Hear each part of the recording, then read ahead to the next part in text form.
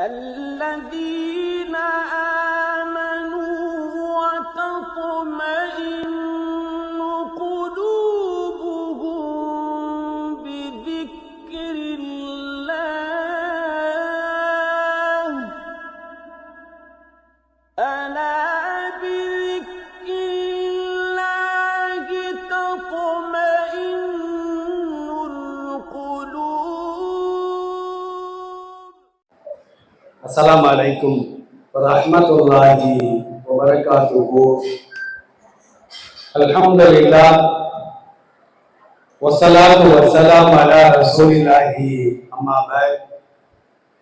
கணியத்திற்குரிய எல்லாம் அல்ல அல்லாஹ்வின் நல்லடியார்களே, பாசத்திற்குரிய அருமையான சகோதரிகளே, அல்லாஹ்வுடைய மாபெரும் கிருபையினால் சங்கையான ஒரு சபையிலே அல்லாஹ் நம்மை எல்லாம் சென்று ஒன்று சேர்த்து வைத்ததை போன்று மறுமை நாள் ஆகிரத்தில் நபிகள் நாயகம் ஸல்லல்லாஹு அலைஹி வஸல்லம் அவர்களோடு ஜன்னத்துல் ஃபிர்தௌஸில் அமரக்கூடிய பாக்கியத்தை எனக்கும் உங்களுக்கும் நம் குடும்பத்தாருக்கும் வருங்கால நம்முடைய சந்ததிகளுக்கும் காலம் சென்ற நம்முடைய முன்னோர்களுக்கும் அல்லாஹ் ரப்பல் ஆலமீன் முழுமையாக தந்தருள் புரிவானாக.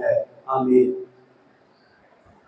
பாசத்திற்குரிய அருமையான சகோதரிகளே, அல்லாஹ் ரப்பல் ஆலமீன் உலக பொதுமறையாம் அல் குர்ஆனில் 33வது அத்தியாயம் சூரத்துல் அஹ்ஸாப் என்ற அத்தியாயத்திலே 41வது வசனத்திலே ஒரு செய்தியை சொல்லி காட்டுகின்றார்.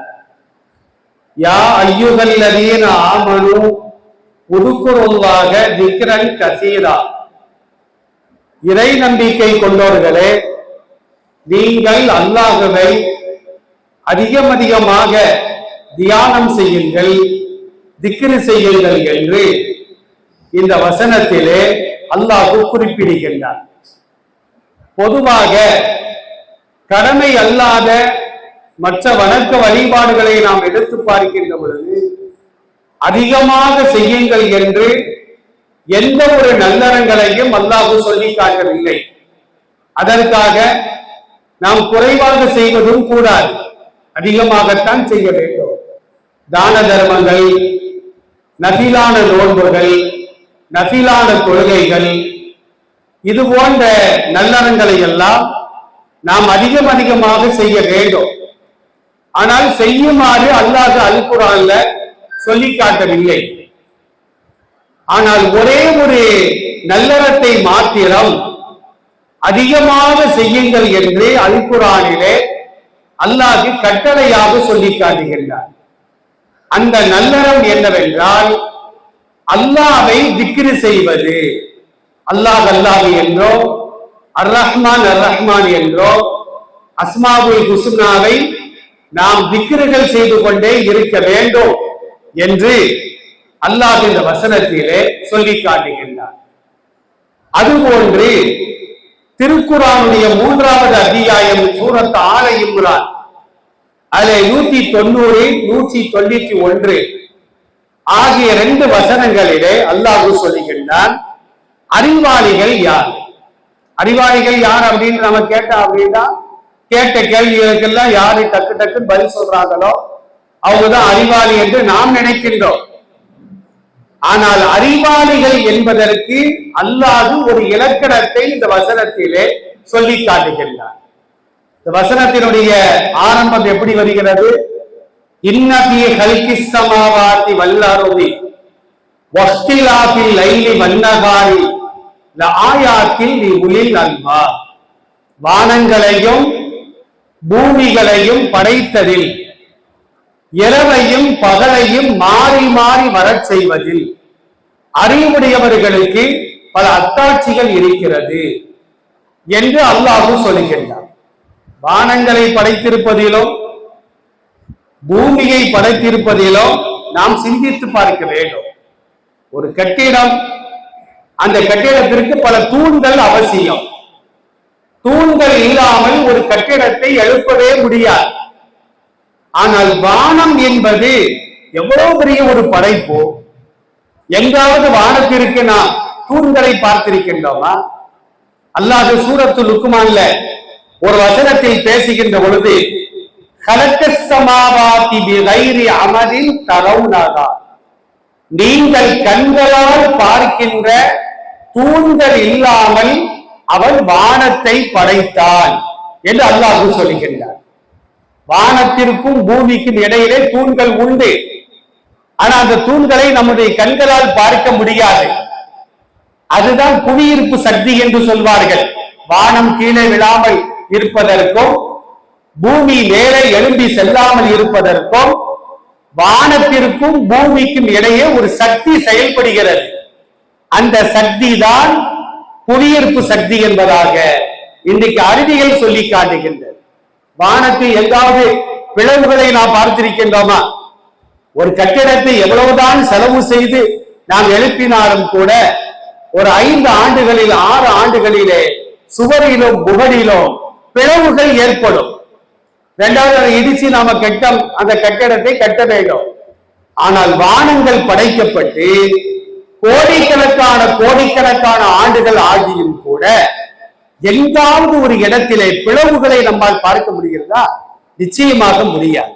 அல்லாஹ் சூரத்துல் முல்க்ல கூட ஒரு வசனத்திலே சொல்லி காட்டுவார், நீங்கள் வானத்தை திரும்ப திரும்ப பாருங்கள், எங்காவது தஃபாவுத்துல் பிளவுகள் இருக்கிறதா, ஏற்றத்தாழ்வுகள் இருக்கிறதா, நிச்சயமாக உங்களால் பெற்றுக்கொள்ளவே முடியாது என்று அல் குர்ஆனிலே சூரத்துல் முல்க்ல அல்லாஹ் சொல்லி காட்டுகின்றார். அப்போ வானங்களும் பூமிகளும் படைக்கப்பட்டதில் அறிவுடையவர்களுக்கு சில அத்தாட்சிகள் இருக்கிறது. அவர் இரவையும் பகலையும் மாறி மாறி வரச் செய்வதில், நம்ம இரவு பகல் ஏன் வருதுன்னு கேட்டா நாம என்ன சொல்லுவோம்? சூரியன் உதித்தால் பகல், சூரியன் மறைந்தால் இரவு என்று நாம் சொல்லுகின்றோம். சூரியனால் தான் இரவு பகல் மாறி வருது நாம நினைச்சுக்கிட்டு இருக்கிறோம். நம்ம பிள்ளைகளுக்கு நாம கற்றுத் தருகின்றோம். ஆனால் உண்மை அதுவல்ல. சூரியன் உதித்தால் பகல் வருகிறது என்பது உண்மைதான். சூரியன் மறைந்தால் இரவு வருகிறது என்பதும் உண்மைதான். அந்த சூரியனை உதிக்க செய்வதோ சூரியனை மறைக்க செய்வதோ யாருடைய காரியம்? அல்லாஹ்வுடைய காரியம். அல்லாஹ் அல் குர்ஆன்ல ஒரு வசனத்திலே சொல்லி காட்டுவார், இரவே வராமல் பகலாகவே அல்லாஹ் ஆக்கிவிட்டால் உங்களுக்கு நிம்மதியை தரக்கூடிய தூக்கத்தை கொண்டு வரக்கூடியவன் யார் என்று அல்லாஹ் கேட்கின்றார். பகலாவே இருக்குன்னு வச்சுக்கிடுவான், இரவே வரல. சில நாடுகள்ல 6 மாதம் பகலாக இருக்கும், 6 மாதங்கள் இரவாக இருக்கும். அப்படி சில நாடுகளும் உலகத்தில் இருக்கத்தான் செய்கிறது. இப்ப நம்ம இந்தியாவுல, தமிழ்நாட்டுல, திருநெல்வேலியில ஒரு 2 நாளைக்கு இரவே வரலன்னு வச்சுக்கிடுவோம், நம்மளுக்கு எல்லாம் பைத்தியம் பிடிச்சிடும். அது மாதிரி இரவாவே இருக்குன்னு வச்சுக்கிடுவோம். பகலே வரலன்னா ஒரு சில பேருக்கு நல்ல போட்டி தூங்கணும்னு ஆசையா இருக்கும். ஆனா உழைப்பாளிகளுக்கு பகல்ல தானே உழைக்க முடியும், தொழில்கள் செய்ய முடியும், நம்முடைய வாழ்வாதாரத்தை தேட முடியும். அதான் அல்லாஹ் சொல்றான், இரவாகவே இருந்துவிட்டால் உங்களுக்கு வாழ்வாதாரத்தை பெற்றுக் கொள்வதற்கான பகலை கொண்டு வரக்கூடியவன் யார் இருக்கிறார்? அல்லாஹ் தான் இருக்கின்றார்.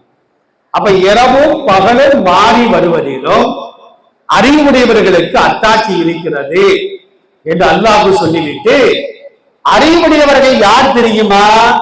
அடுத்த ஆயத்தில் அல்லாஹ் சொல்றான் பாருங்க, அல்லதீன யذ்குரூனல்லாஹ கியாமன் வ குஊதன் வ அலா ஜுனூபிஹிம் வ யதஃபக்கரூன ஃபீ ஹல்கிஸ் ஸமாவாதி வல் அர்த் ரப்பனா மா ஹலக்த ஹாதா பாத்திலா சுப்ஹானக ஃபகினா அஸாபன்னார். அற்புதமான வார்த்தைகள், அறிவியல் சம்பந்தமான வார்த்தைகள். உலகத்துல விஞ்ஞானம் தோன்றுவதற்கு முன்பே விஞ்ஞானம் சம்பந்தமான கருத்துக்கள் அடங்கிய வசனங்கள் அல் குர்ஆனிலே 100கணக்கான வசனங்கள் காணப்படுகிறது. அறிவாளிகள் யார்? அல்லாஹ் சொல்றான் பாருங்க, அல்லதீன யذ்குரூனல்லாஹ. அறிவாளிகள் யார் என்றால் அல்லாவை அவர்கள் திக்ரு செய்வார்கள், தியானம் செய்வார்கள். எந்த நிலையிலே தியானம் செய்வார்கள்? கியாமன். கியாமன் அப்படின்னா நின்ற நிலையில் அர்த்தம். நின்ற நிலையில், கீழே அமர்ந்த நிலையில், படுத்த நிலையில். தொழுகை என்பது நின்றுதான் தொழுக வேண்டும். நின்று தொழுக முடியவில்லை என்றால் தரையில் அமர்ந்து கொண்டு தொழுக வேண்டும். தரையிலும் அமர்ந்து கொண்டு தொழுக முடியவில்லை என்றால் தான் சேர்ல உட்கார்ந்து நம்ம தொழுகணும். இன்னைக்கு சாப்பாட்டுக்கெல்லாம் கீழே சம்பளம் போட்டு உட்கார்ந்துருவோம். ஆனா தொழுகைக்கு மட்டும் சில பேர் சேர தேடிட்டு அலைவாங்க. அல்லாஹ் குர்ஆன்ல ஒரு வசனத்திலே சொல்லி காட்டுவான், அல்லாஹ்விற்கு முன்னால் படிந்தவர்களாக நின்று நீங்கள் தொழுகுங்கள். இஸ்லாத்தினுடைய ஆரம்பத்துல தொழுகை கடமையாக்கப்பட்ட புதுசுல தொழுகையில என்ன செய்வாங்கன்னா பேசிக் கொள்வார்கள். பேசுவதற்கு அனுமதி இருந்தது. தக்பீர் கட்ட பின்னால என்ன பாத்திமா ஜோமா இருக்கியா, ஐஷா நீ வரலையா, ஏன் கல்யாணத்துக்கு வரல, இப்படி எல்லாம் என்ன செய்வாங்கன்னா இஸ்லாத்தினுடைய ஆரம்பத்துல பேசிக் கொள்வார்கள். ஒருவருக்கு ஒருவர் சலாம் சொல்லிக் கொள்வார்கள், சலாத்திற்கு பதில் சொல்லிக் கொள்வார்கள், தும்பினால் அல்ஹம்துலில்லாஹ் சொல்வார்கள், துக்கமான செய்திகளை கேட்டால் இன்னா லில்லாஹி வ இன்னா இலைஹி ராஜிஊன் என்று சொல்வார்கள். எல்லாம் பார்த்தான். இந்த நிலைமை நீடிச்சுன்னா பிற்காலத்துல கிரிக்கெட்ல ஸ்கோர் என்னன்னு கேட்க ஆரம்பிச்சிருவாங்க, சீரியல்ல என்ன முடிஞ்சிருக்குன்னு கேட்க ஆரம்பிச்சிருவாங்க. இதையெல்லாம் அறிந்து அல்லாஹ் என்ன சொன்னான் தெரியுமா? அல்லாஹு அக்பர் தக்பீர் கட்டிட்டா நீங்கள் பேசுவது கூடாது. தொழுகையில ஓத வேண்டியதை மட்டும்தான் ஓத வேண்டும். இன்னைக்கு ரொம்ப பேர் மார்க்கத்தை புரியாத காரணத்தினால தொழுகையில பேசிக்கிறாங்க, தொழுகையில கண்காண காட்டுறாங்க, தொழுகையில சைக்கிளை காட்டுறாங்க. போகாத உட்காரு. தொழுகிற நபர்கள் சைக்கிளின் மூலமாக அதை சொல்லக்கூடிய காட்சிகளை எல்லாம் பார்த்து வருகின்றோம். வேலைக்கா கூட ஒரு கதை சொல்லுவாங்க. ஒரு 3 பெண்கள் தொழுகாங்களாம் ஒரு வீட்டுல. இவங்க தக்பீர் கட்டி தொழுகும் போது வீட்டுக்கு கிச்சன்ல ஒரு பூனை வந்திருக்கு. ஒரு அம்மா சொல்லிருக்கு, இந்த மாதிரி பூனை வந்திருக்கு கிச்சனுக்குள்ளால அப்படின்னு இருக்கு. இப்ப அந்த அம்மாவுக்கு தொழுக பாத்தில். இன்னொரு அம்மா அது பேசாம இருக்க வேண்டியதான, தொழுகும் போது பேசக்கூடாதுன்னு இருக்கு, தொழுதுகிட்டே சொல்லியிருக்கு. இப்ப அந்த அம்மாவுக்கும் தொழுக போயிட்டு, சரி 3வது அம்மாவாச்சு சும்மா இருக்கலாம், நான் தான் பேசாம இருக்கேன் இருக்கு. இப்ப அந்த அம்மாவும் பேசியாச்சு. அப்ப தொழுகையில சலாம் சொல்லுவதோ, சலாத்திற்கு பதில் சொல்லுவதோ, தும்மினால் அல்ஹம்துலில்லாஹ் சொல்வதோ, துக்கமான செய்திகளை கேட்டால் இன்னா லில்லாஹ் சொல்வதோ எதுவுமே கூடாது. அதாவது அந்த தக்பீருக்கு பேரு தக்பீர தஹ்ரீமான்னு சொல்லுவாங்க. தஹ்ரீம்னா என்ன அர்த்தம்? ஹலாலான ஒன்றை ஹராம் ஆக்குதல். தொழுகைக்கு முன்னால சாப்பிடலாம், தொழுகைக்கு முன்னால குடிக்கலாம், தொழுகைக்கு முன்னால அதே பேசலாம், சலாம் சொல்லலாம். ஆனால் என்றைக்கு அல்லாஹ் அக்பர் நம்ம தக்பீர் கட்டிட்டோமோ, அஸ்ஸலாமு அலைக்கும் ரஹ்மத்துல்லாஹ் அப்படின்னு சலாம் சொல்லுகின்ற வரையிலும் பேசுவது ஹராம், சாப்பிடுவது ஹராம், நீர் அருந்துவது ஹராம். வேற எந்த விதமான சலாமோ சலாத்திற்கு பதிலோ இவைகள் சொல்வதோ ஹராம் என்று மார்க்கம் சொல்லி காட்டுகின்றன. அதனால தொழுகும் பொழுது முடிந்த அளவிற்கு நின்றுதான் தொழுக வேண்டும். நிற்க முடியலன்னா தரையில சம்மணங்கால் போட்டு அமர்ந்துதான் தொழுகணும். அதற்கும் முடியாதவர்கள் இந்த கைப்பிடி இல்லாத, சாய்மானம் இல்லாத ஒரு ஸ்டூல்ல உட்கார்ந்துதான் தொழுகணும். இல்ல தொழுகும் போது தலை சுத்தி நம்ம கீழே விழுந்துருவோம் அப்படிங்கிற கண்டிஷன்ல தான் சேர்ல உட்கார்ந்து நாம தொழுகணும் அப்படின்னு இந்த மார்க்கம் சொல்லி காட்டுகிறது. அப்ப அறிவாளிகள் யார்? நின்ற நிலையிலே அல்லாஹ்வை திக்ர் செய்வார்கள். அமர்ந்த நிலையிலே அல்லாஹ்வை திக்ர் செய்வார்கள். படுத்த நிலையிலே அல்லாஹ்வை திக்ர் செய்வார்கள். திக்ர் செய்வதற்கு ஒரு தேவை இல்லை, சுத்தமாயிருக்கணும் அவசியம் கிடையாது. மாதவிடாய் காலங்கள்ல கூட குளிப்பு கடமையான நிலையிலும் கூட அல்லாஹ்வுடைய திருநாமத்தை தாராளமாக நாம் திக்ர் செய்யலாம். மனப்பாடமாக வைத்திருக்கின்ற திருக்குர்ஆனுடைய வசனங்களை கூட அந்த பெண்கள் ஓதலாம், மற்றவர்களுக்கு கற்றுக் கொடுக்கலாம். மார்க்கம் அனுமதிக்கிறது. எல்லா நேரங்களிலும் அல்லாஹ்வை திக்ர் செய்ய வேண்டும், அல்லாஹ்வை மறந்து வாழ்வது கூடாது என்பதற்காகத்தான் இந்த அனுமதியை இஸ்லாம் இந்த சமூகத்திற்கு வழங்கி இருக்கின்றது.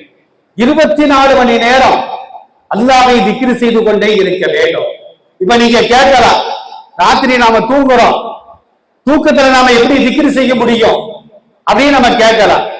அதற்குத்தான் இஸ்லாம் கூறுகிறது, நீ இரவு தூங்குகின்ற நேரத்தில் ஒழு செய்து கொண்டு படுக்கையில் அமர்ந்து கொண்டு 33 சுப்ஹானல்லாஹ், 33 அல்ஹம்துலில்லாஹ், 34 அல்லாஹு அக்பர், அவ்வாறு அந்த சூரத்துல் இஹ்லாஸ், சூரத்துல் முஅவ்விதத்தை, குல் அஊது பிரப்பில் ஃபலக், குல் அஊது பிரப்பின் நாஸ், இந்த மாதிரி சூறாக்களை எல்லாம் ஓதி கடைசியாக குல் யா அய்யுஹல் காஃபிரூன் லா அஅ்புது மா தஅ்புதூன் அப்படிங்கிற சூறாவையும் ஓதிவிட்டு நாம் தூங்கினால் காலையில் எழுந்திருக்கின்ற வரையிலும் அல்லாஹ்வை திக்ர் செய்த நன்மை நமக்கு எழுதப்படும் என்பதாக பெருமானார் ஸல்லல்லாஹு அலைஹி வஸல்லம் சொல்லி காட்டுகிறார்கள். அருமையான சகோதரிகளே, நாம தூங்குற நேரத்தை கடைசியாக சூரத்துல் காஃபிரூன் இருக்குத, குல் யா அய்யுஹல் காஃபிரூன் லா அஅ்புது மா தஅ்புதூன் அப்படிங்கிற சூறாவை நாம் ஓதிவிட்டு தூங்கினால் நாம எத்தனை ஆண்டுகள் உலகத்தில் வாழ்ந்தாலும் கூட நம்முடைய வாழ்க்கையில ஷிர்க் என்று சொல்லப்படுகின்ற இணை வைத்தலை விட்டும் அல்லாஹ் நம்மை பாதுகாப்பார். இதையெல்லாம் நம்முடைய குழந்தைகளுக்கு நாம் கற்றுக் கொடுக்க வேண்டும். அப்ப அல்லாஹ்வை திக்ர் செய்வதற்கு நின்று கொண்டுதான் செய்ய வேண்டும் என்பது அவசியம் அல்ல. அமர்ந்து கொண்டும் செய்யலாம், படுத்துக் கொண்டும் செய்யலாம், சமையல் செய்து கொண்டும் நாம செய்யலாம், துணிகளை துவைத்துக் கொண்டும் அல்லாஹ்வை திக்ர் செய்யலாம். அதே நேரத்தில் வாகனத்தில் செல்கின்றோம், அல்லாஹ்வை திக்ர் செய்து கொண்டே நாம் வாகனத்தில் செல்லலாம் என்பதை மார்க்கம் நமக்கு தெளிவாக சொல்லி காட்டுகிறது. இப்படி திக்ர் செய்பவர்கள் தான் அறிவாளிகள், புத்தி உடையவர்கள் என்று இந்த வசனத்தின் மூலமாக அல்லாஹ் தெளிவாக சொல்லி காட்டுகிறார். முஆத் இப்னு ஜபல் ரலியல்லாஹு அன்ஹு யமன் நாட்டினுடைய கவர்னர் இவர். ரசூல் ஸல்லல்லாஹு அலைஹி வஸல்லம் அவங்கள்ட்ட இவங்க கேட்கிறாங்க, யா ரசூலல்லாஹ் அக்பிர்னி பி அஹப்பில் அஅமாலி இலல்லாஹ், அல்லாஹ்விற்கு பிரியமான ஒரு செயலை எனக்கு கற்றுத்தாருங்கள். ஒரு செயலை நான் செய்ய வேண்டும், அது அல்லாஹ்விற்கு பிரியமான செயலாக இருக்க வேண்டும். அப்படின்ற உடனே நபி ஸல்லல்லாஹு அலைஹி வஸல்லம் சொன்னார்கள், முஆதே, உன்னுடைய நாவும் எந்த நேரமும் அல்லாஹ்வை திக்ர் செய்து கொண்டே இருக்க வேண்டும், அல்லாஹ்வை திக்ர் செய்து கொண்டே இருக்க வேண்டும். அல்லாஹ்வை சில இடங்கள்ல நம்ம திக்ர் செய்வது கூடாது. எப்ப தெரியுமா? கழிவறைகள் இருக்கும் பொழுது, குளியல் அறைகள் இருக்கும் பொழுது, இந்த 2 நேரங்கள்ல மட்டும்தான் நாம திக்ர் செய்வது கூடாது. ஏதாவது அசுத்தமான இடங்கள், அங்க போயிட்டு நாம அல்லாஹ் என்ன செய்யக்கூடாது அப்படின்னா திக்ர் செய்வது கூடாது என்பதை பெருமானார் ஸல்லல்லாஹு அலைஹி வஸல்லம் சொல்லி காட்டுவார்கள். இது அல்லாத எல்லா நேரங்களிலும், இப்ப கழிவறைக்கு நாம் சொல்லுகின்றோம், என்ன துவாவை நம்ம ஓதுறோம்? அல்லாஹும்ம இன்னி அஊது பிக மினல் குபுஸி வல் கபாயிஸி அப்படிங்கிற துவாவை நாம் ஓதுகின்றோம். கெட்ட அருவருப்பான ஜின் ஷைத்தான்களை விட்டும் உன்னிடத்தில் நான் பாதுகாப்பு தேடுகிறேன். பெரும்பாலும் ஷைத்தான்கள், கெட்ட ஷைத்தான்கள் கழிவறை பக்கம்தான் அதிகமாக நிற்பார்கள். அதனால் நம்ம என்ன செய்யணும் அப்படின்னா, எந்த நேரம் நாம் கழிவறைக்கு சென்றாலும் இடது காலை முன்வைத்து இந்த துவாவை நாம் செய்ய வேண்டும். ஷைத்தான்கள் இருக்கிறாங்களே, ஜின்கள் இருக்கிறாங்களே, இவங்களெல்லாம் அல்லாஹ் நெருப்பால் படைத்திருக்கின்றார். மலக்குமார்களை ஒளியால் அல்லாஹ் படைத்திருக்கின்றார். மனிதர்களாக இருக்கக்கூடிய நம்மை எல்லாம் களிமண்ணால் படைத்திருக்கின்றார். இப்ப நெருப்பால் படைக்கப்பட்ட ஜின் சைத்தான்கள் இருக்கிறாங்களே, ஜின் சைத்தானுக்கு அரபில என்ன விளக்கம் கொடுக்கிறாங்கன்னா, எத்த ஷக்கலும் பி அஷ்காரின் முக்தலிஃபத்தின் ஹத்தல் கல்பி வல் ஹின்சீர், நாய் பன்றி உள்பட எல்லா உருவங்களிலும் ஷைத்தான்களும் ஜின்களும் உருப்பெறுவார்கள். மனுஷனா இருப்பாங்க. இந்த திரை கீழே விழுது பாருங்கம்மா, இந்த திரை கீழே சாய்ந்து பாருங்கம்மா.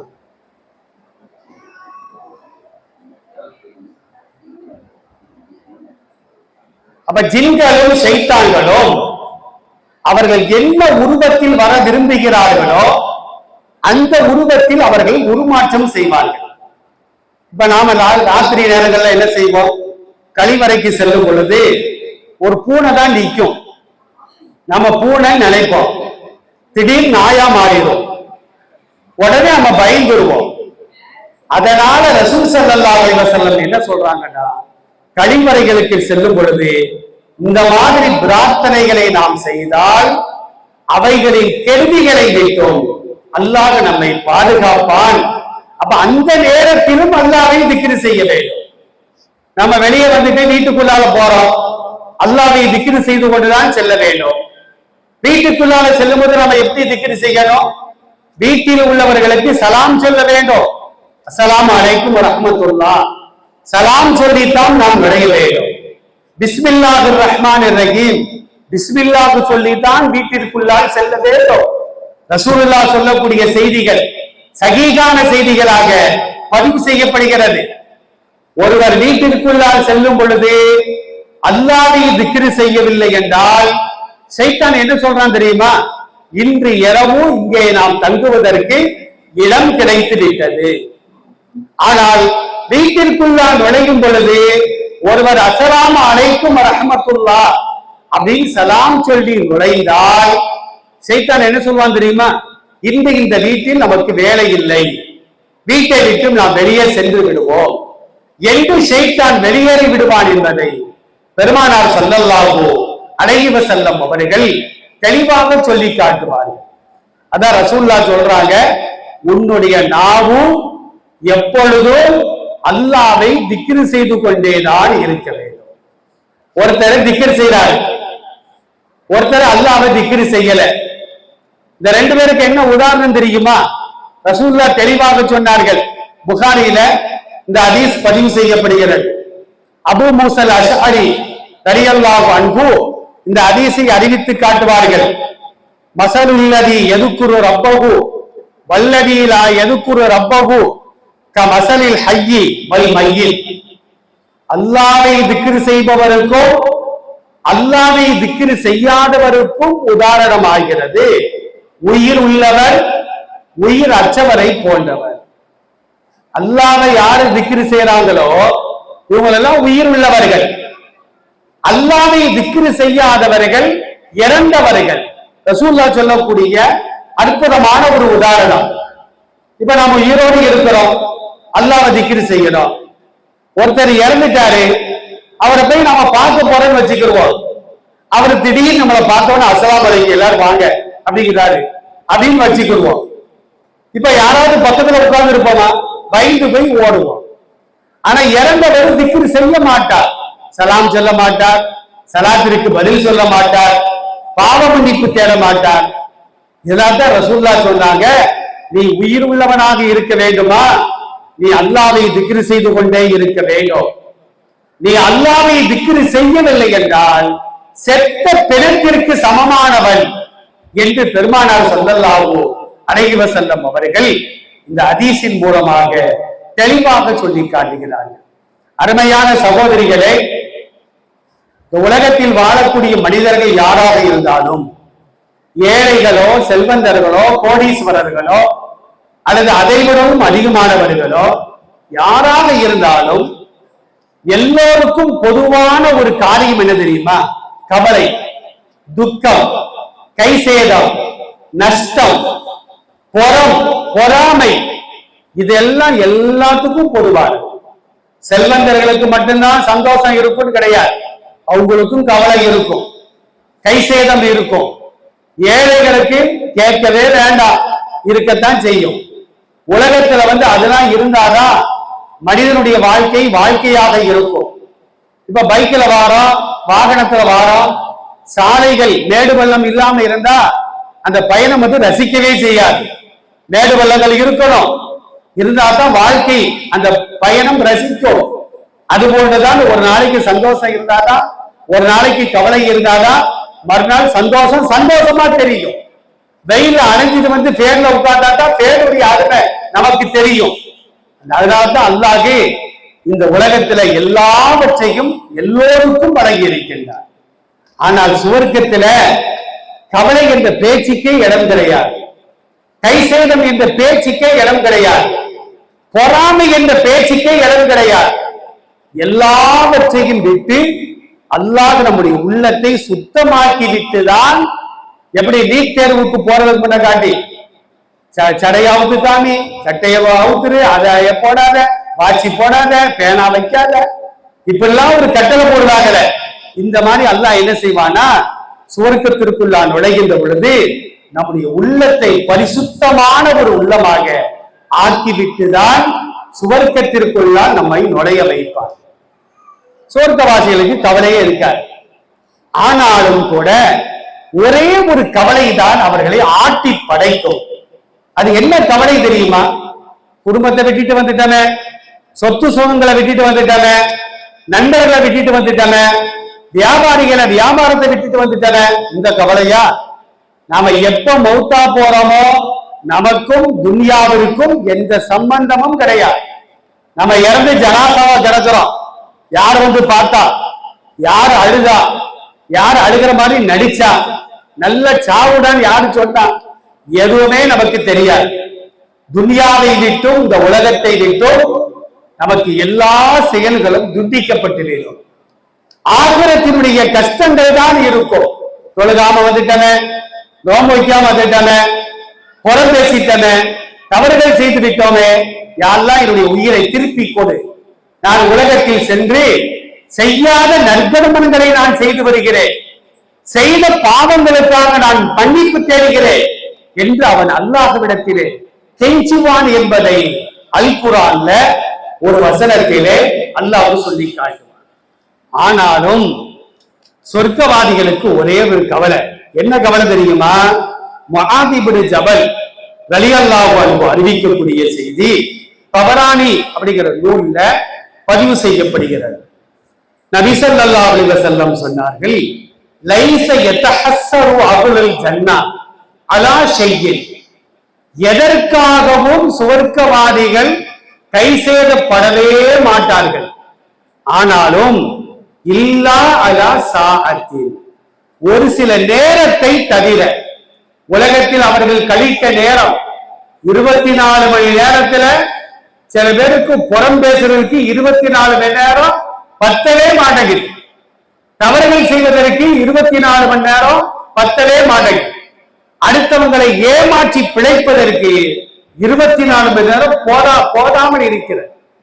அப்போ சொர்க்கவாதிகள் என்ன செய்வாங்கன்னா, மர்ரத் பிஹிம் லம் யذ்குருல்லாஹ ஃபீஹா, எந்த நேரத்தில் அல்லாஹ்வை திக்ர் செய்யாமல் அல்லாஹ்வை மறந்தார்களோ அந்த நேரத்தை குறித்துதான் நாளைக்கு சுவர்க்கத்துல கை சேதப்படுவார்கள்.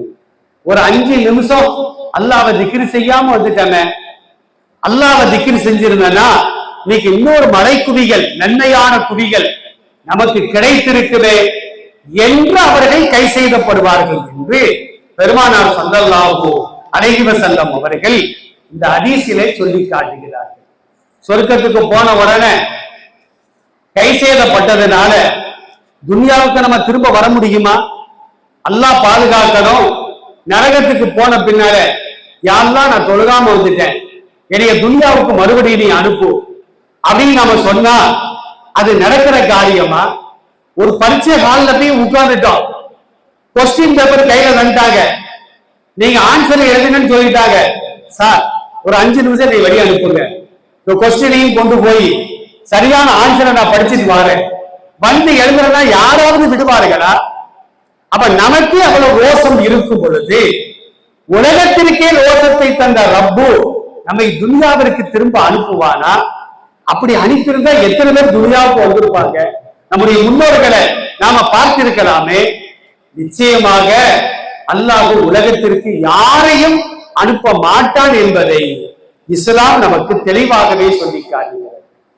அருமையான சகோதரிகளே, ஒரு 4 தன்மைகள் இந்த 4 தன்மைகள் என்னிடத்தில் காணப்பட்டால், உங்களிடத்தில் காணப்பட்டால், நமக்கு அதைவிடவும் சிறந்த ஒன்று உலகத்தில் வேறு எதுவுமே கிடையாது என்று நபிகள் நாயகம் ஸல்லல்லாஹு அலைஹி வஸல்லம் சொல்லி காட்டுவார்கள். இப்னு அப்பாஸ் ரலியல்லாஹு அன்ஹுமா அறிவிக்கக்கூடிய செய்தி தபரானி அப்படிங்கிற நூலிலே பதிவு செய்யப்படுகிறது. அர்பஉல் மன் உஅதிய உன்ன ஃபக்கத் உஅதிய கைர துன்யா வல் ஆখিরা. 4 தன்மைகளை யார் வழங்கப்பட்டார்களோ அவர்கள் இந்த உலகிலும் மறு உலகிலும் சிறந்த நன்மைகளை அவர்கள் வழங்கப்பட்டு விட்டார்கள். அதை விட வேறொரு சிறந்த நன்மை துன்யாவிலும் கிடையாது, ஆகிரத்திலையும் கிடையாது. அந்த 4 தன்மைகள் என்ன? ஒன்று, கல்பன் ஷாக்கிரன், நன்றி உள்ள உள்ளம்.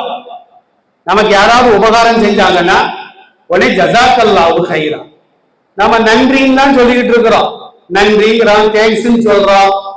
அதெல்லாம் கூடும் என்றாலும் கூட முஸ்லிம்களாக இருக்கக்கூடிய நாம் நமக்கு யாராவது உபகாரம் செய்வார்களே ஆனால் அவர்கள் முஸ்லிம்களாக இருக்கட்டும், இந்து நண்பர்களாக இருக்கட்டும், கிறிஸ்துவ தோழர்களாக இருக்கட்டும், சகோதர சமுதாயத்தை சார்ந்தவர்கள் யாராக இருந்தாலும் கூட நமக்கு ஒரு டீ வாங்கி தராங்களா, ஜஸாக்கல்லாஹு கைரன், இதைவிட சிறந்த ஒன்றை அல்லாஹ் உங்களுக்கு பகரமாக்கி தருவானாக அப்படின்னு நாம் அவங்களுக்கு நன்றி சொல்ல வேண்டும்.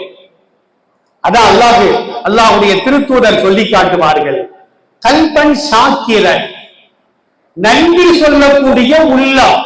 உள்ளத்துல நன்றி உணர்வு இருந்தாதான் நாவில் ஜஸாக்கல்லாங்கிற வார்த்தையே வரும். பானையில எது இருக்குதோ அது ஆப்பையில வரும்னு சொல்லுவாங்க.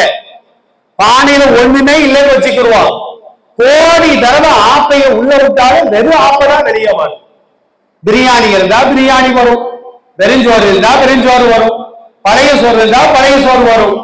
ஒரு உள்ளத்துல நன்றி சொல்லக்கூடிய தன்மை இருந்தால் அந்த நாவில ஜஸாக்கல்லா அப்படிங்கிற வார்த்தை வரும். இருந்து டீயை வாங்கி தந்திருக்கா மாதிரி ஒரு ஹார்லிக்ஸ் வாங்கி தரக்கூடாதா, ஒரு பூஸ்ட் வாங்கி தரக்கூடாதா அப்படிங்கிற கெட்ட எண்ணெய் இருக்குன்னு வச்சுக்கிடுவோம். அவருடைய நாவுல ஜஸாக்கல்லா கைராங்கிற வார்த்தை வரவே செய்யாது. நீங்க நன்றி சொல்லாட்டிலும் பரவாயில்லை. நீங்க சில பேர் என்ன சொல்றாங்க தெரியுமா, ஒரு டீ வாங்கி கொடுத்தா ஒரு டீ வாங்கி தர அளவுக்கு வசதி ஆயிட்டியோ அப்படின்னு நம்மளை பார்த்து ஏளனமா பேசுறது.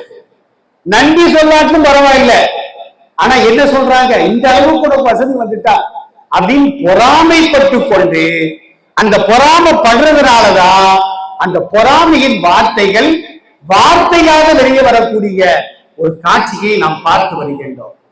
அல்லாஹ் அல் குர்ஆன்ல ஒரு வசனத்திலே சொல்லி காட்டுவான், லஇன் ஷக்கர்தும் லஅஸீதன்னக்கும் வலஇன் கஃபர்தும் இன்ன அஸாபி லஷதீத். அற்புதமான வரிகள். இதையெல்லாம் ஒவ்வொரு சமுதாயத்தை சார்ந்தவர்களும் சிந்தித்து பார்க்க வேண்டும். சகோதர சமுதாயத்தவர்களுக்கு இது போன்ற சட்டங்களை எல்லாம் நாம் எடுத்து சொல்ல வேண்டும். அல்லாஹ் என்ன சொல்றான் தெரியுமா, லஇன் ஷக்கர்தும், நீங்கள் நன்றி கூறினால், அல்லாஹ்விற்கோ அல்லது உங்களை போன்ற மனிதர்களுக்கோ நீங்கள் நன்றி கூறினால் லஅஸீதன்னக்கும், உங்களுக்கு நாம் இன்னும் அதிகமாக ஆக்கி தருவோம். ஆனா வலஇன் கஃபர்தும், நீங்கள் நன்றி கெட்டத்தனமாக நடந்தால், நன்றி சொல்றது இல்ல, வாங்கி சாப்பிடுறது, என்னடா டீ வாங்கி தந்த, நல்லாவே இல்லடா, என்னடா சாப்பாடு போட்ட, துன்பே எனக்கு வரலைய, வெறும் எலும்பால வந்திருக்குது. கல்யாண வீடுகளை போய் சாப்பிட்டு பெரும்பாலான நபர்கள் இப்படிதான் குறை சொல்றாங்க, என் தட்டுல துண்டே விழல, அரிசி நல்லாவே வேகல, சாப்பாடு நல்லாவே இல்லை. இப்படிதான் நன்றி கெட்டத்தனமாக நடந்து கொள்வார்கள். இப்படி நன்றி கெட்டத்தனமாக நடந்தால் இன்ன அஸாபி லஷதீதுன், நான் தரக்கூடிய வேதனை அது கடுமையாக இருக்கும் என்பதாக அல்லாஹ் இந்த வசனத்திலே சொல்லி காட்டுகின்றார். அப்ப அல்லாஹ்ட்ட நம்ம கேட்கணும், யா அல்லாஹ் நன்றி உள்ள உள்ளத்தையும் நன்றி சொல்லக்கூடிய நாவையும் எங்களுக்கும் எங்கள் சந்ததிகளுக்கும் முழுமையாக தந்துவிடு என்று நாம் அல்லாஹ்விடத்திலே பிரார்த்தனை செய்ய வேண்டும். இரண்டாவதாக நபி ஸல்லல்லாஹு அலைஹி வஸல்லம் சொன்னார்கள், லிசானன் தாக்கிரன், அல்லாஹ்வை திக்ர் செய்யக்கூடிய நாவு. இன்னைக்கு சகோதர சமுதாயத்தை சார்ந்தவர்களும் ஏதாவது கவலை ஏற்படுமானால், துக்கம் ஏற்படுமானால், ஏதாவது மலையின் உச்சிக்கு சென்று மலை அடிவாரங்களுக்கு சென்று தியானத்திலே அவர்கள் மூழ்கி விடுவார்கள். அப்ப அவங்களும் என்ன சொல்றாங்க, இறைவனை தியானம் செய்வதன் மூலமாகத்தான் நமக்கு நிம்மதி கிடைக்கும். வீடுகள்ல கூட என்ன செய்வாங்கன்னா, பூஜை அறைன்னு ஒண்ணு வச்சிருப்பாங்க. சகோதர சமுதாயத்தை சார்ந்தவர்கள் ஒவ்வொரு நாளும் அந்த பூஜை அறைக்கு ஒரு மணி நேரம் ஒதுக்குவாங்க. அங்க உட்கார்ந்து கண்களை மூடிக்கொண்டு நறுமணங்களை கமல விட்டு அவர்கள் வணங்கக்கூடிய தெய்வங்களை தியானம் செய்வார்கள். அது அவங்களுக்கு ஒரு மன நிம்மதி கிடைக்குது. அந்த மாதிரி நாம என்ன செய்யணும், அந்த மாதிரி தனி பூஜை அறையில நமக்கு தேவையில்லை. சமையல் அறைய பூஜை அறைய ஆக்கிக்கலாம், படுக்கை அறைய பூஜை அறைய ஆக்கிக்கலாம், வாகனத்தை பூஜை அறையாக ஆக்கிக்கலாம். அதான் வாகனத்துக்கு போகும்போது கண்ணு மூடிட்டு திக்கிர் செஞ்சிடக்கூடாது. அதனால நாம என்ன செய்யணும், எடித்த எல்லா நேரங்களிலும் அல்லாஹ்வை திக்ர் செய்து கொண்டே இருக்க வேண்டும்.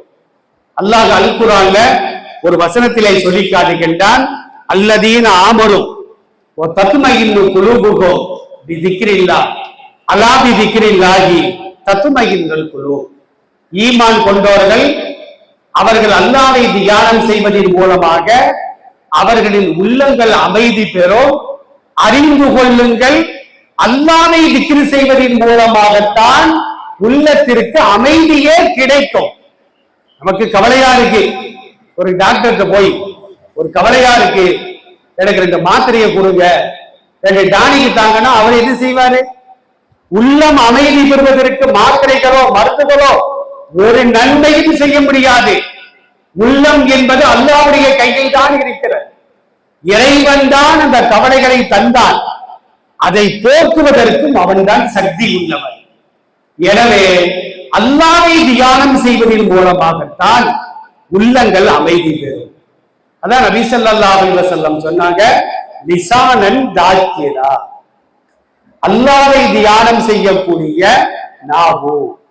மூன்றாவதாக சொன்னாங்க, பதனன் அலல் பலாயி சாபிரா, நம்முடைய உடம்புல ஏதாவது சோதனைகள் ஏற்படுமானால், நோய் வருமானால், தரைவலி வருமானால், பல்வலி வருமானால் அதை பொறுத்துக் கொள்கின்ற உடலை தா என்று அல்லாஹ்விடத்தில் கேட்க வேண்டும். சில பேருக்கு லேச தலைவலி வந்தாலும் சாவு வந்து குறைய மாட்டேங்குது அப்படிம்பாங்க. அந்த மாதிரி வார்த்தைகளை சொல்லவே கூடாது. யா அல்லாஹ் எனக்கு பொறுமையை தா என்றுதான் நாம் துஆ செய்ய வேண்டும். நபி ஸல்லல்லாஹு அலைஹி வஸல்லம் சஹாபாக்களோடு பேசிக் கொண்டிருக்கிறார்கள். ஒரு அம்மா அந்த சபைக்கு வராங்க. அப்ப ரசூலுல்லாஹ் கேட்கிறாங்க, தோழர்களே, சுவர்க்கத்திற்கு செல்லக்கூடிய ஒரு பெண்ணை இந்த உலகத்திலேயே பார்ப்பதற்கு உங்களுக்கு ஆசையாக இருக்கிறதா அப்படின்னு கேட்கிறாங்க. சொர்க்கத்துக்கு போகக்கூடிய ஒரு ஆளை துன்யாவில பார்க்கறதுக்கு யாராவது ஆசைப்படாம இருப்போமா? சந்திரனுக்கு சென்ற நீல் ஆம்ஸ்ட்ராங்க பார்க்கறதுக்கு ஒரு கூட்டமே வந்துச்சான். இன்னைக்கு சந்திரனுக்கு யாராவது போயிட்டு வந்தாங்கன்னா அவர்களை பார்ப்பதற்கு நாமும் செல்வோம். அங்குள்ள மண்ணை சுமந்து வருவார்கள், அந்த மண்ணை பார்ப்பதற்கு ஒரு கூட்டம் வரும். அது மாதிரி சொர்க்கம் என்பது எவ்வளவு பெரிய அற்புதமான ஒரு இடம். அந்த இடத்திற்கு இந்த அம்மா போறாங்கன்னா அந்த அம்மாவை பார்ப்பதற்கு யாருக்கு தான் ஆசை இருக்காது? அப்ப சஹாபாக்கள் எங்களுக்கு பார்ப்பதற்கு ஆசையா இருக்கின்ற உடனே இந்த வராங்க பாருங்க, ஒரு அம்மா, கருப்பு நிற அம்மா, இந்த தாய் தான் சுவர்க்கத்திற்கு செல்லக்கூடியவர் அப்படின்னு சொன்னாங்க ரசூலுல்லாஹ். அதுக்கு என்ன காரணம் தெரியுமா? அந்த அம்மாவுக்கு ஒரு நோய், இந்த காக்கா வலிப்புன்னு சொல்லுவாங்கல்ல, கைகாலாம் வெட்டி இழுக்கும், அந்த நோய். இந்த அம்மாவுக்கு அடிக்கடி காக்கா வலிப்பு வரும். ரசூலுல்லாஹ்ட்ட வந்து அம்மா கேட்கிறாங்க, யார் ரசூலல்லாஹ், எனக்கு அடிக்கடி வெட்டி வாய் நோய் வருகிறது, அந்த நோய் நீங்குவதற்காக நீங்கள் துஆ செய்வீர்கள் அப்படின்னு அம்மா கேட்டாங்க. ரசூலுல்லாஹ் சொன்னாங்க, தாயே, நான் துஆ செய்கிறேன், உனக்கு நோய் நீங்கிறோம், ஆனா உனக்கு சொர்க்கம் கேள்விக்குறிதான். உனக்கு நோய் இருந்து கொண்டு அந்த நோயை நீ பொறுத்து கொண்டால் அல்லாஹ் உனக்கு சொர்க்கத்தை தருவார். இப்போ உனக்கு சொர்க்கம் வேணுமா, அந்த நோய் குணமாக வேண்டுமா அப்படின்னு கேட்ட உடனே அந்த அம்மா யோசிக்குது. யோசித்து விட்டு அந்த அம்மா சொல்லுது, யார சொல்லலாம், எனக்கு சொர்க்கம் தான் முக்கியம், இந்த நோய் எனக்கு இருக்கட்டும். ஆனா ஒரு சின்ன வேண்டுகோள். என்ன வேண்டுகோள் தெரியுமா? நான் எல்லா நேரங்களிலும் என்னுடைய முகத்தையும் உள்ளங்கையும் தவிர மற்ற எல்லா பகுதிகளையும் அல் குர்ஆன் கூறுவதை போன்று நான் மறைத்து வாழ்கின்றேன். ஆனா அந்த வெட்டு காக்காவரிப்பு நோய் வரும் பொழுது என்ன உணராம என்னுடைய ஆடைகள் எல்லாம் விலகிக் கொள்கிறது, என்னுடைய கரங்கள் தெரிகிறது, மற்ற பகுதிகள் வெளியாகி விடுகிறது. அந்த ஆடை விலகாமல் இருப்பதற்கு துவா செய்யுங்கள். அந்த அம்மா பாருங்க எப்படி கேட்கிறாங்க பாருங்க. நான் உணர்வில்லாத நேரத்தில் கூட என்னுடைய அங்க அவயங்கள் வெளியே தெரிவது கூடாது. நான் நிதானமாக இருக்கும் பொழுது எவ்வாறு நான் ஒழுக்கமாக இருக்கின்றேனோ இது போன்றுதான் நான் அந்த வழியால், அந்த வலிப்பு நோயால் அவதிப்படுகின்ற பொழுதும் என் ஆடை விலகாமல் இருக்க வேண்டும். யார சொல்லலாம் அப்படின்னு துவா செய்கின்றவங்க ரசூல்லா துவா செய்யறாங்க. ரசூல்லாவுடைய வஃபாத்திற்கு பின்னால் அந்த அம்மாவுக்கு பல தடவை வலிப்பு நோய் வந்திருக்குது. ஆனா ஒரு தடவை கூட ஆடை விலகவில்லை. எனவே அந்த அம்மா சொர்க்கத்திற்கு செல்கிறார்கள். அப்ப நோய் வந்தால் அதை நாம் பொறுத்து கொள்ள வேண்டும். அதாடி பொறுமையா வீட்டுல ஒரு மூலையவே உட்கார்ந்துடக்கூடாது. பார்க்க வேண்டிய மருத்துவத்தையும் நம்ம பார்த்து கொண்டே இருக்க வேண்டும் என்று நபி ஸல்லல்லாஹு அலைஹி வஸல்லம் சொல்லி காட்டுவார்கள். நான்காவதா ரசூல்லா சொன்னாங்க, இது பெண்களை குறித்து சொன்னாலும் கூட ஆண்களுக்கும் இது பொருந்தும். ஜௌஜத்தன், ஒரு மனைவி, அதாவது கணவனுக்கு மனைவி, மனைவிக்கு கணவன். லா தபுகீகி ஹவுனன் ஃபீ நஃப்ஸிகா வலா மாலிகி, ஒரு மனைவி தன் கருப்பிலோ கணவனுடைய செல்வத்திலோ கணவனுக்கு மோசடி செய்யாத ஒரு மனைவி ஒரு கணவனுக்கு அமைந்து விட்டால், கணவனுக்கு சொந்தமான கருப்பு மற்ற யாருக்கு அவள் கொடுக்கல, கணவனுடைய சொத்து திருடல, யாருக்கு எடுக்க கொடுக்கல, இப்படிப்பட்ட மனைவி ஒரு கணவனுக்கு அமைந்து விட்டால், அல்லது ஒரு மனைவிக்கு சிறந்த கணவன் தன் கருப்பை மனைவியிடத்தில் தவிர வேற எந்த பெண்ணுக்கும் அவன் பங்கு வைக்கவில்லை, தன் மனைவிக்கு சொந்தமான ஒரு பொருளை திருடி மற்ற ஆணுக்கு அவன் கொடுக்கவில்லை, இப்படிப்பட்ட கணவனுக்கு இப்படிப்பட்ட மனைவி கிடைத்தால், அல்லது ஒரு மனைவிக்கு இப்படிப்பட்ட ஒரு கணவன் கிடைத்து விட்டால், இதை விடவும் சிறந்த ஒன்று உலகத்தில் வேறு எதுவுமே கிடையாது என்று நபிகள் நாயகம் ஸல்லல்லாஹு அலைஹி வஸல்லம் இந்த ஹதீஸ்களின் மூலமாக நமக்கு தெளிவாக சொல்லி காட்டுகிறார்கள். அருமையான சகோதரிகளே, இப்ப பெரும்பாலான பெண்களுக்கு குழந்தைகளை பெற்றெடுத்த பின்னால ஒரு வகையான நோய், எப்ப பார்த்தாலும் அழுதுகிட்டே இருக்கிறாங்க. இந்த நோய் ரொம்ப பரவி வருகிறது. காரணமே இருக்காது. கணவர் நல்லா தான் வச்சிருப்பாரு, மாமியார் நாத்தனார் கொடுமைகளும் இருக்காது. ஆனா எப்ப பார்த்தாலும் இந்த அம்மா அழுதுகிட்டே இருக்கும். ஏமா அழுகிற, எனக்கு காரணம் தெரியல. ஒரு மாதிரியான மன அழுத்தத்திற்கு இன்னைக்கு பெண்கள் சமுதாயம் மாறி வருகிறது. இந்த மாதிரி பெண்கள்லாம் என்ன செய்யணும் அப்படின்னா, ஒவ்வொரு நாளும் லா ஹவுல வலா குவ்வத்த இல்லா பில்லாஹ் அப்படிங்கிற திக்ரை அதிகமாக ஓதி வர வேண்டும். ஹஸ்புனல்லாஹு வ நிஅமல் வக்கீல், இந்த திக்ரையும் நாம் அதிகமாக ஓதி வர வேண்டும். லா இலாஹ இல்லா அன்த சுப்ஹானக இன்னீ குன்து மினல் ஸாலிமீன், இந்த திக்ரையும் அவர்கள் அதிகமாக ஓதி வந்தால் அவர்களுக்கு மனக்கவலை, மனச்சஞ்சலம் இல்லாமல் சந்தோஷமான ஒரு வாழ்க்கை கிடைக்கும் என்பதை மார்க்கம் சொல்லி காட்டுகிறது. இன்ஷா அல்லாஹ் இது குறித்து வரக்கூடிய பாடங்களிலே பார்ப்போம். எல்லாம் வல்ல அல்லாஹ் ஜல்லஷானஹு தஆலா அல்லாஹ்வை அதிகமாக திக்ருகள் செய்து சந்தோஷமாக மகிழ்ச்சியாக உலகத்தில் வாழ்ந்து சுவர்க்கத்திற்கு செல்லக்கூடிய நன்மக்களாக நம் அனைவரையும் அல்லாஹ் ஆக்கி அருள் புரிவானாக. அஸ்ஸலாமு அலைக்கும் வரஹ்மத்துல்லாஹி வபரகாத்துஹு.